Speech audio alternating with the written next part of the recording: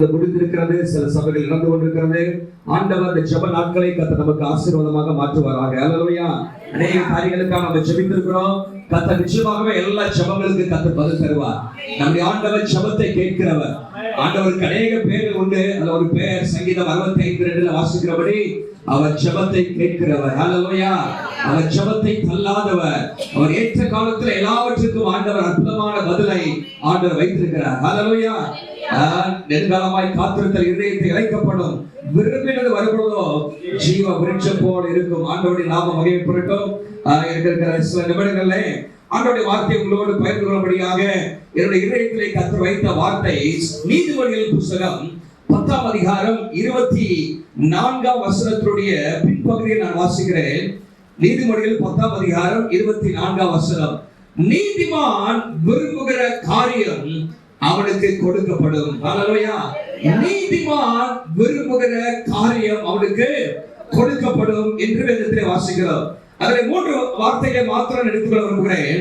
இதற்கு செய்தியின் ஆதாரமாக நீதிமான் விரும்புகிற காரியம், the desire of the righteous என்று அங்கே வாசிக்கிறோம். நீதிமான் விரும்புகிற காரியம். நம்முடைய வாழ்க்கையிலே நம்ம எல்லாருக்கும் விருப்பங்கள் இருக்கின்றன. நீதிமானுக்கு என்று சொல்லி சில விருப்பங்கள் இருக்கின்றது. தேவனுடைய பிள்ளைகள் விரும்பக்கூடிய சில விருப்பங்கள் இருக்கிறது. ஆகவே அதை குறித்து தான் இன்றைக்கு நான் உங்களோடு பகிர்ந்து கொள்கிறேன். விருப்பங்களை நிறைவேற்றுகிற ஆண்டவர்.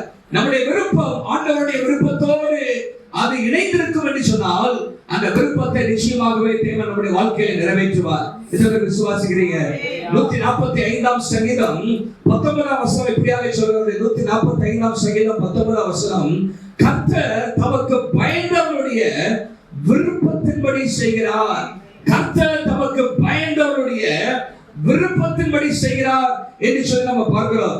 என்னவாக நீங்கள் சங்கீத புத்தகத்தில் இன்னும் பலமுறை அப்படிப்பட்ட காரியங்கள் சொல்லப்பட்டிருக்கிறதை நாம் வாசிக்க முடியும்.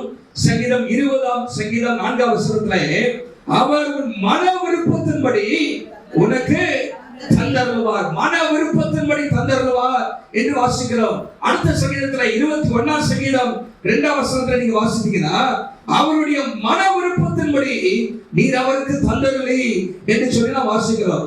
ஆகவே நம்முடைய வாழ்க்கையிலே விருப்பங்களை கர்த்தர் தான் ஏற்படுத்துகிறார். ஹல்லேலூயா. அது ஆவிக்குரிய பரிசுத்தமான விருப்பங்களாக இருக்கும் பொழுது நிச்சயமாகவே கர்த்தர் அதற்கு பதில் தருகிறார். நாம் விரும்புகிற காரியமும் தேவனுக்கு அடுத்த காரியங்களை விரும்ப வேண்டும் என்று சொல்லி கர்த்தர் விரும்புகிறார். ஆண்டவருடைய நாமம் மகிமைப்படுவதாக. அநேக ஆசைகளை குறித்து நம்ம பார்க்க முடியும். மாம்சீக ஆசைகள் இருக்கிறது, உலக பிரகாரமான ஆசைகள் இருக்கிறது, பாலியல் ஆசைகள் இருக்கிறது. இப்படி பலவிதமான ஆசைகள் நீங்க பார்க்கிறோம். ஆனால் இந்த இடத்திலே நீதிமானுடைய விருப்பம் என்று சொல்லப்பட்டிருக்கிறது. ஹல்லேலூயா. நீதிமானுடைய விருப்பம். ஒரு 5 விதமான விருப்பங்களை குறித்து இன்னைக்கு நான் உங்களோடு பகிர்ந்து கொள்ள போறேன். 5 பரிசுத்தவான்கள் விரும்பின காரியங்கள் என்ன என்பதை குறித்து தான் இன்றைக்கு இந்த செய்தி இருக்க போகிறது. நம்முடைய வாழ்க்கையிலே இன்னைக்கு நம்ம விரும்புகிறோம். யோசித்து பாருங்களேன். ஊழிய காரியமாக இருந்தாலும் சரி, எங்க விசுவாசிகளாக வந்திருக்கிற நீங்களாக இருந்தாலும் சரி, உங்களுடைய வாழ்க்கையிலே நீங்க எதை விரும்புறீங்க அதிகமாக? ஒரு மனுஷன் போய் கேட்டாங்களா, அப்பா உடைய வாழ்க்கையில நீ உடைய நோக்கம் என்ன, உடைய விருப்பம் என்ன அப்படின்னு சொல்லி கேட்டதுக்கு அவன் நம்பர் சொன்னான். 9 8 7 6 5 4 3 2 1 0 அப்படின்னா. என்னப்பா உட விருப்பம் கேட்டா நீ நம்பரை சொல்ற, கணக்கு தான் அவனுக்கு விருப்பமா? இல்ல அது அர்த்தம் இருக்கு அப்படின்னு சொன்னானா. என்னடா விருப்பம் அப்படின்னு கேட்டதுக்கு அவன் சொன்னானா, டெய்லி 9 டம்ளர் தண்ணி குடிக்கணும் அப்படின்னா அப்பதான் ஆரோக்கியமா இருக்க முடியும். 8 அப்படின்னு சொன்னா அவன் சொன்னான், நல்ல 8 மணி நேரம் தூங்கணும். டெய்லி எத்தனை மணி தூங்கணும்? 8 மணி நேரம் தூங்கணும். 7 என்னப்பா அப்படின்னா உலக அதிசயம் 7 இருக்குது. 7 போய் ஒரு நாள் வாழ்க்கையில நான் பார்த்துட்டு வந்துடணும் உலக அதிசயத்தை. 6 என்ன அப்படின்னா 6 டிஜிட் சேலரி வாங்கணும்.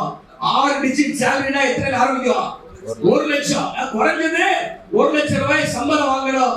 5 என்னப்பா அப்படின்னு கேட்டா வாரத்துல 5 நாளா வேலை செய்யணும், 2 நாள் ஓய்வு தரணும். 5 நாள் தான் இருக்கணும், வேலை செய்யணும். திங்கள் வெள்ளிக்கு மறைக்கணும், சனி ஞாயிறு வேலைக்கு போகக்கூடாது. 4 அப்படி என்னன்னு கேட்டா 4 4 வீலர், எனக்கு காரு 4 சக்கர வாகனம் வேணும் அப்படின்னா. 3 என்னப்பா அப்படின்னா 3 பெட்ரூம் ஹவுஸ் வேணும், 3 படுக்கை உள்ள வீடு வேணும். 2 என்ன 2 அழகான பிள்ளைகள். ஆஸ்திக்கு ஒண்ணு சொல்ற மாதிரி ஒரு 2 பிள்ளைகள் என்ன வேணும்? 1. அப்ப 1 என்ன அப்படின்னா, 1 நல்ல அழகான ஒரு மனைவி என்ன பண்ணும்?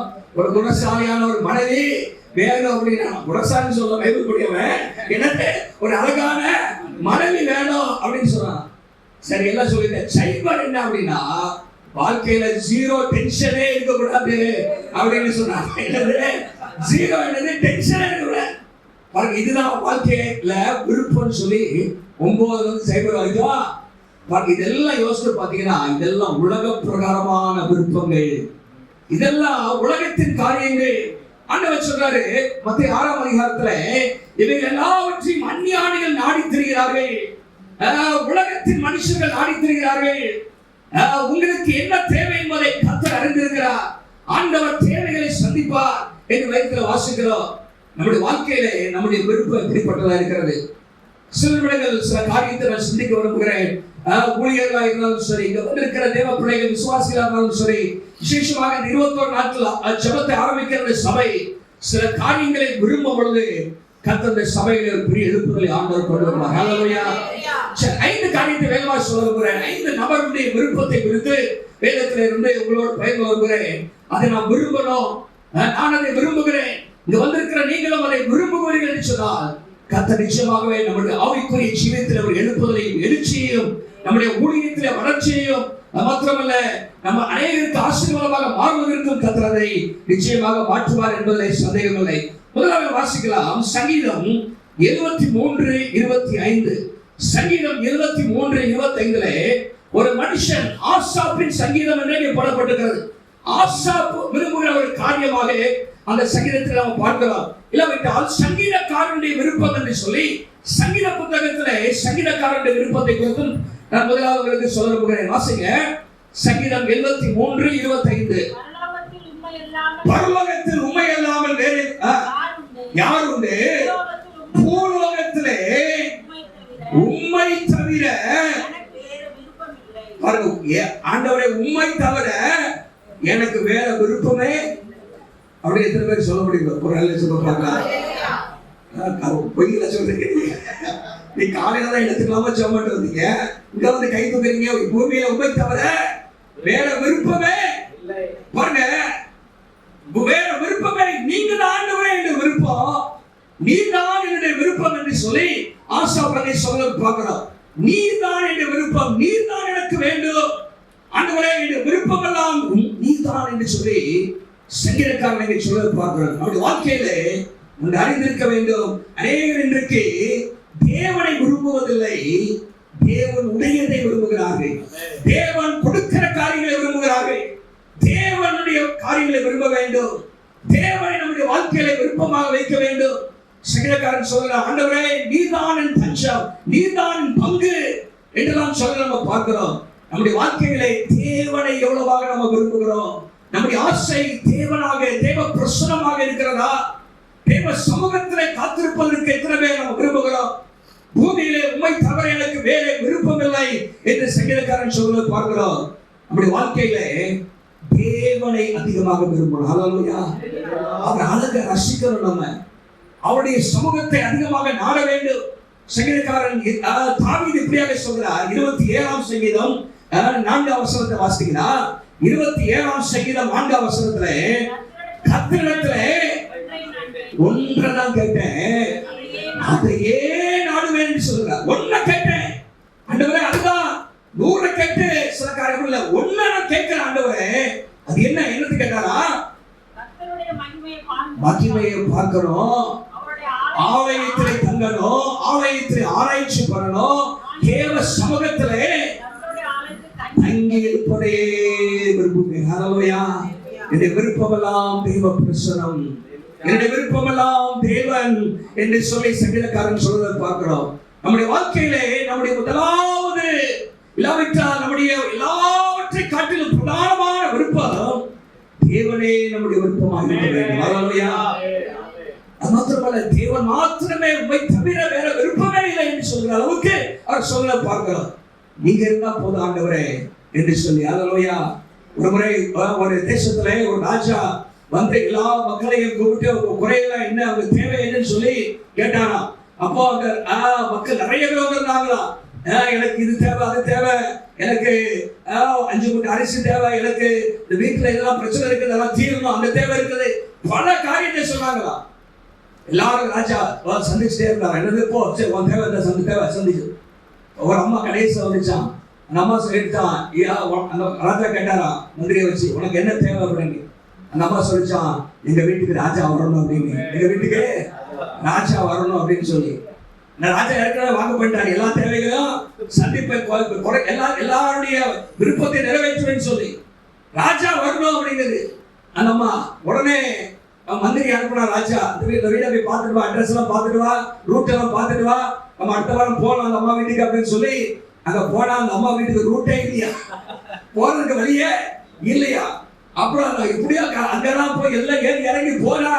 அந்த அம்மாவுடைய வீடு ரொம்ப குடிச்சுதான் என்ன பண்ணணுமா, ராஜா ஊத்துல உள்ள போற அளவுக்கு அவ்வளவு லோவா இருக்குது வாசப்படி. அப்புறம் பாத்தீங்கன்னா இந்த போற வழியில ஒரு வசதியுமே இல்லை, லைட் இல்ல, ரோடு இல்ல. ராஜா சொன்னாரா, இந்த வீட்டுக்கு நம்ம போறது சிரமம், முதல்ல என்ன பண்ணு, ஒரு ரோட போடு அப்படின்னா. இந்த வீட்டுக்கு போறதுக்கு ரோட போடு, அப்புறம் நமக்கு இருக்கிற ஒரு வீடை கட்டி போடு, அந்த லைட்டை போடு, எல்லாத்தையும் வச்சுட்டு தான் திரும்ப என்ன பண்ண ராஜா போனாலாம். போனா அவ வீடெல்லாம் கட்டியாச்சு, உள்ள போனா ஒண்ணு இல்லை, இந்த வீட்டை என்ன பண்ண ஃபுல்லா நிரப்பு அப்படின்னா. பாருங்க, ராஜாவை கேட்டனால அந்த அம்மா கேட்காததெல்லாம் வந்து கிடைக்குது. நம்ம இது வந்து ஒரு கதையா இருந்தாலும் என்ன சொல்ல விரும்புகிறேன்னா, நம்முடைய ஆண்டவர் நம்முடைய வாழ்க்கையில விருப்பமா இருப்பாருன்னு சொன்னார். நம்முடைய உலக தேவைகள் எல்லாம் அவருக்கு சந்திப்பது லேசான காரியம். நம்முடைய விருப்பம் என்ன? பல சங்கீதக்காரன் சொல்றான், நீரே என்னுடைய விருப்பம். ஹல்லேலூயா. நம்முடைய வாழ்க்கையிலே தேவ பிரசுரத்தை அதிகமாக விரும்புவோம், தேவ சமூகத்திலே காத்திருப்பதை விரும்புவோம். இன்னைக்கு உலகத்துக்கு பின்னாலே மனுஷன் ஓடிக்கொண்டே இருக்கிறார். நம்முடைய வாழ்க்கையில நல்ல கவனிக்க, ஊழியக்காரருடைய வாழ்க்கையிலும் கூட ஊழியத்தை நம்ம நிறைய பேர் விரும்பக்கூடாது, நம்ம அழைத்தவர்கள் நம்ம விரும்புறோம். நம்முடைய அழைத்தவருக்கு நாம் அதிகமான நேரத்தை கொடுக்கணுமே தவிர நம்முடைய வாழ்க்கையில ஊழியம் என்று சொல்லி நிறைய நேரத்தில் கர்த்தரை மறந்து விடுகிறோம், ஆண்டவருடைய சமூகத்தை மறந்து விடுகிறோம், தேவ சித்தத்தை செய்ய மறந்து விடுகிறோம், ஏதோ ஊழியம் செய்ய என்பதை திருப்தி அடைந்து விடுகிறோம். ஆனால் கர்த்தரை பிரியப்படுத்துகிறோமா என்பது ரொம்ப முக்கியம். சங்கீதக்காரன் சொல்ற 40ஆம் சங்கீதம் 8ஆம் வசனத்துல அங்கே சங்கீதக்காரன் இதெல்லாம் மொத்தமா சங்கீதக்காரனுடைய விருப்பம் என்று நான் கொண்டு வருகிறேன். அங்கே 40ஆம் சங்கீதத்துல வாசிக்கிறா, உமக்கு பிரியமானதை செய்ய விரும்புகிறேன். ஆங்கிலத்தில் இது போட்டிருக்கு, I desire, I want to do your will என்று சொல்றார். உமக்கு சித்தமானதை செய்ய விரும்புகிறேன். ஆண்டவரே, என்னுடைய விருப்பத்தின்படி அல்ல, உமக்கு என்ன பிரியமோ அதை செய்வதற்கு நான் விரும்புகிறேன். ஆகவேதான் ஆண்டவர் தாவீதை குறித்து புதிய ஏற்பாட்டில் சாட்சி கொடுக்கும்போது இப்படியாக கொடுக்கிறார். அப்போஸ்தலர் 13ஆம் அதிகாரம் 22ஆம் வசனத்துல, தாவீதின் இதயத்துக்கு ஏற்றவனாக கண்டேன் என்று சொல்லிட்டு, அவன் எனக்கு சித்தமானவைகள் எல்லாம் செய்வான். வேலை சொல்ல பார்க்கலாம், அவன் எனக்கு சித்தமானவைகள் எல்லாம் செய்வான். அவன் தனக்கு சித்தமானதை செய்ய மாட்டான். தாவீதுக்கு ஒரு விருப்பம் இருந்துச்சு. நீங்க வேதத்துல வாசிக்கும் பொழுது அவனுக்கு விருப்பம் என்னன்னா, ஆலயத்தை கட்டணும்னு சொல்லி விரும்பினான். அது அவனுக்கு விருப்பமா இருந்துச்சு. ஆண்டவர் சொல்றாரு, எப்பா நீ ரொம்ப ரத்தம் செஞ்சுட்ட, ஆனால் நீ ஆலயத்தை நீ கட்டக்கூடாது, உன் குமாரனை வச்சு கட்டுவாங்க. ஒருவேளை அவனுடைய சுய விருப்பம் உள்ளத்துல அவன் ஆண்டவனுக்காக விரும்புறான். ஆண்டவர் சொல்றாரு, நீ கட்ட மாட்ட, உன்னுடைய மகன் கட்டுவான்னு சொல்லுன. ஆண்டவர் எதிர்த்து சண்டை போடல, ஆண்டவருக்கு விரோதமாக முரட்டாட்டம் பண்ணல, இல்ல நான் தான் கட்டி தருவேன்னு சொல்லல. சரியா, மகன் கட்டட்டும், அவனுக்கு என்னெல்லாம் உதவி செய்யுமோ நான் செய்யறேன்னு சொல்லி ஆண்டவருடைய விருப்பத்துக்கு விட்டு விடுத்தான். பாருங்க, அவருடைய வாழ்க்கை முழுசும் நீங்க வாசித்து பார்த்தீங்கன்னா, தாவீது தேவ விருப்பத்தை செய்தார். சங்கீதக்காரனுடைய வாழ்க்கையில நம்ம அதான் பார்க்கிறோம். நம்முடைய ஆசையெல்லாம் என்ன, ஃபாதர் பாடுறாரு, ஆசையெல்லாம் நீதான் ஐயா. இன்னொரு பாடல் சொல்லுது பாடுறாரு, வேறு ஒரு ஆசை இல்ல ராஜா உம்மை தவிர. வேலை சொல்ல பாடுறாரு, பாருங்க உங்க வாழ்க்கையில அத விரும்பி பாருங்க. நீங்க தான் ஆண்டவரே என்று ஆசை, நீங்க எனக்கு போதும் ஆண்டவரே. ஆண்டவருக்குள்ளாக எல்லாமே இருக்கிறது. கொலோசியர் 2:10 சொல்றது, அவருக்குள்ளாக சகல பரிபூர்ணமும் அடங்கி இருக்கிறது. ஹல்லேலூயா. தேவன் மேலே வாஞ்சை. சங்கீதக்காரன் 42ஆம் சங்கீதம் 1ஆம் வசனத்தில் சொல்றார், மான்கள் நீரோட வாஞ்சித்து கதறுவது போல தேவனே என் ஆத்துமா உம்மை கவனிங்க. தேவனை வாஞ்சிப்பது என்றால் அவருடைய பிரசுரத்தை வாஞ்சிப்பது.